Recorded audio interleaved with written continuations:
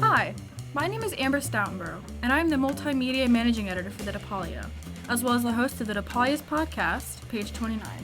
The DePaulia is a student-run newspaper that prints 28 pages each week, covering Chicago news as well as everything else about DePaul University. This is Page 29.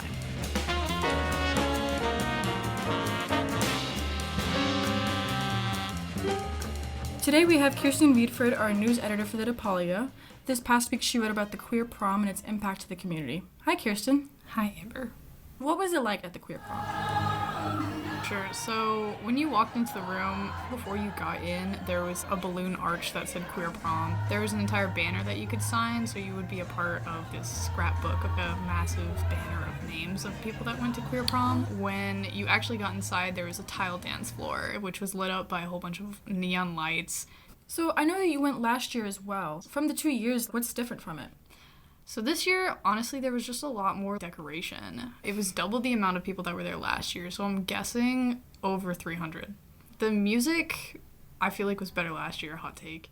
But also, this year there was a lot more information. Like, the posters, for one, were like a whole different aspect that Evan put together. He put together the different posters to make sure that students actually knew why they were able to be at the event. Just like the historical significance of people. I think that's really cool that DePaul does something like that. Yeah. This event is important to the queer community, not only because it's just an event where you can actually be surrounded by people in the queer community at DePaul. It's also a really important event for people that weren't able to go to their own prom during high school, specifically if they had a partner who was queer, or if they are queer. So yeah, it just gives everyone a space to feel welcome and like they can actually be who they are, but also go with whoever they want and feel accepted. Was there anyone that you talked to? I talked to Samantha Stevens. She's a junior at DePaul, and this was her first year coming. She wanted to come last year, but she didn't get the chance to. But basically, she came, and then her partner met up with her, and it was so sweet that her partner gave her flowers. And Aww. Yeah, it was so cute. But when she got there and she started talking to me, she was actually talking about how she was coming to the event because she wanted to make more queer friends at DePaul.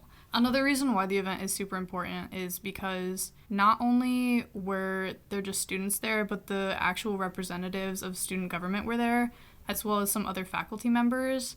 A lot of the importance from that is like being able to put a face to a name of who students can actually go to if they do need help, like either when it's creating the community or being able to have resources or create initiatives to actually help the queer community at DePaul. So, yeah. Well, I'm really glad you got to go again for the second year. I'm sorry that I missed it. I feel like I would have really done well on the dance floor. Well, thank you so much, Kiersten. Yeah, of course. Thank you, Amber. Next, I have Patrick Sloan-Turner, our online managing editor for the DePaulia. Hi, Patrick. Hey, Amber. This past week, he wrote about the 43rd Ward Aldermanic Forum, which is a debate between all of the alderman candidates for the Lincoln Park area. Yeah, DePaul hosted it at its Lincoln Park campus. All the candidates came out. There were 6 in total. Who were the candidates? So there was Brian Comer. He's a area guy. I think he's the head of Sheffield Neighbors Association, which kind of is like a neighborhood group, Sheffield. He does a lot of work with UCAPs and police. It seems like he's got some police support. Wendy Taylor Nations, she was actually endorsed by the last alderman who stepped down last year. She's ran for alderman at least one other time. Rebecca Janowitz, from what I can tell, she's made a lot of money on green energy recently. She is retired, and so I know one interesting thing is she's completely self-funding her campaign, and she spent a lot of money.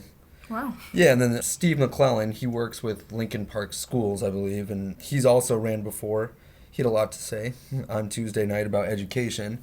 And then Steve Botsford is another candidate. He was a Notre Dame football player, which is kind of interesting. Just seems like an area businessman from what I can tell. And then Timmy Knudsen, who he was just appointed back in September and has only really been in office for about 120 days, I think, and has kind of already had to start running to keep the position again. So it's an interesting race, for sure. I guess before we continue, I know a lot of people are out of town and don't really know what an alderman is. I didn't know before I moved to Chicago. So can you kind of explain the role and why it matters? Yeah, for sure. I didn't know either. I'm not from Chicago, and I'd never heard of an alderman before until I moved here. And basically, they're an elected representative for an area, for a ward, is what it is in Chicago. And they also serve on city council. And so they kind of deal with things within their own ward, but then the larger city as a whole through the city council. So this is definitely something that students should pay attention to, right? Yeah, especially the 43rd Ward, having DePaul's campus. It's always this weird balance between business and things like that and the student body. So I think definitely students at DePaul's campus should care about the 43rd.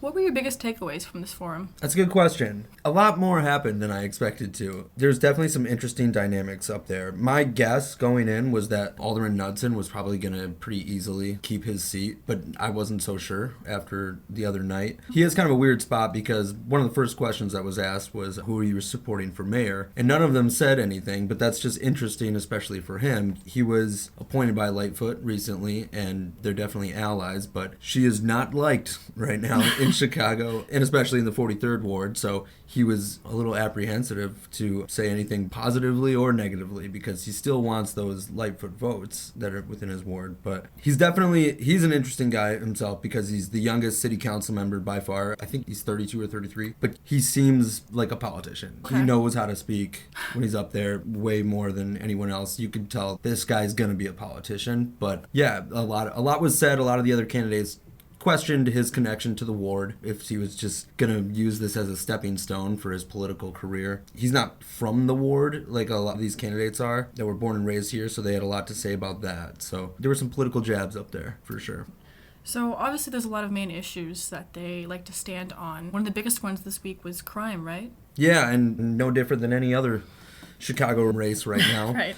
I would say the vast majority of what they talked about was crime. And it's interesting in Lincoln Park because this is one of the safer places that you can be in Chicago. But even there, I do think, just looking at that crowd, a lot of their focus and what they wanted to hear about was crime. So there was a lot of talk about how to manage police, how each candidate would do that, how much of the budget, in the coming budgets, they want to spend on things like public safety. Knudsen talked about they've added some cameras in the past year in the ward just for security purposes that are run by police instead of adding officers, and he thinks that that's important. But some of the other candidates, they were also talking about what business does to make the ward safer. And so I think it was Janowitz and Taylor Nations both talked about making sure we have open storefronts, full storefronts with people going to bars and restaurants and things like that each night, do a lot to make the ward a safer place. And so I just thought that was an interesting point. Yeah, I guess that does make sense that the more people around, the less likely a crime could happen. Exactly. And I do think that also plays into a lot of what the candidates were talking about in terms of business and trying to make it easier for small businesses to keep their storefronts open in the ward, especially with rent going up like crazy, but also for new entrepreneurs to open up some storefronts themselves. Was there anyone that you think stood out besides Timmy Dixon? Yeah, Steve McClellan, he had a lot to say, and he was not afraid to say it. I didn't know much about him at all going in. I just read a few things online, but he had some very strong opinions on education. Interestingly, though, he did not mention DePaul University, which I thought was just kind of funny if he's talking about education so much. But he's a Lincoln Park schools guy, and he was calling out a lot of the candidates for not showing up Lincoln Park High School meetings, things like that, where he thinks that the area schools can use some more infrastructure, and he thinks that he's the most in touch compared to the other candidates, and he kind of used that as his platform to attack everyone else and stand out. And I think he did a good job of that.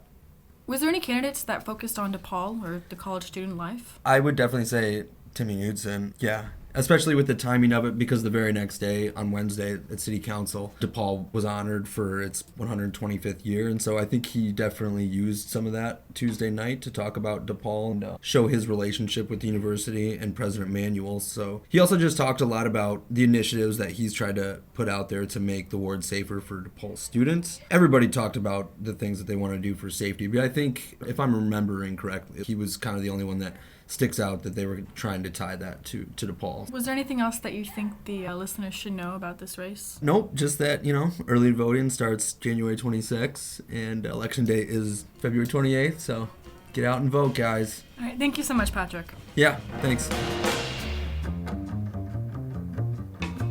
Today we have Jake Cox, our opinions editor today, with his opinion piece on youth's lack of faith in government. Hi, Jake. Hi, Amber. So why do you think that it's a very common thing for young adults to really not like the government? Why do you think are some of the main reasons why this is happening? Yeah, so it just feels like, especially young people, are questioning what the government is doing for them and for the people in general. Student debt is a big thing on young people's minds. There doesn't seem to be light at the end of the tunnel for people who are going into debt now and are taking out more debt for college. Also, just broken promises. Every election cycle, there are campaigns that promise the world, especially at the federal level. We don't see much being done, and it just seems like people who aren't going to be around to bear the brunt of it are the ones still making legislation. A lot of the time, government officials are just out of touch with the reality of people living in America, just going about their daily lives. So I think that disconnect is the big reason people don't really have faith in the government. I almost feel like it's against the status quo now to believe in the government. I don't really know many young adults who actually are like, oh yeah, I fully approve of what the government's doing. It seems like, especially nowadays. So I really liked your piece. Thank you. While the headline is very much about not having faith in the government, myself personally, I think it's probably kind of naive, but I still have good faith that in some ways it's still functioning for us and it's still doing what needs to be done. From the people that you talked to, was there anyone that really stood out that they do have a lot of faith in the government right now? One of the people I talked to, they just talked a lot about how, this isn't really anything new. It can seem absurd, but deadlock like this happens all the time, and the government is resilient at the end of the day. And there are things being passed that are good, like the Respect for Marriage Act was just passed. So it's not like nothing's getting done. To be honest, I feel kind of good reason.